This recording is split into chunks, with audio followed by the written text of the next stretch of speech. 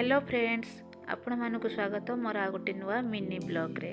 आज शनिवार आउ शनिवार मु नॉनवेज खाएनी, तो भेज रे माँ को कहली किसी देसी खाइबा बनाओ। तो माँ आज लंच रे भेज रे बनैले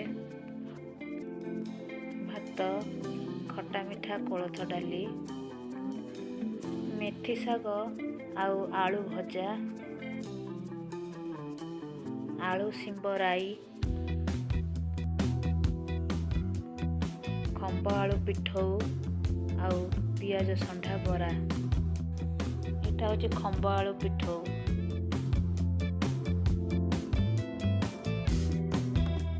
एटा होची पियाज संढा बरा।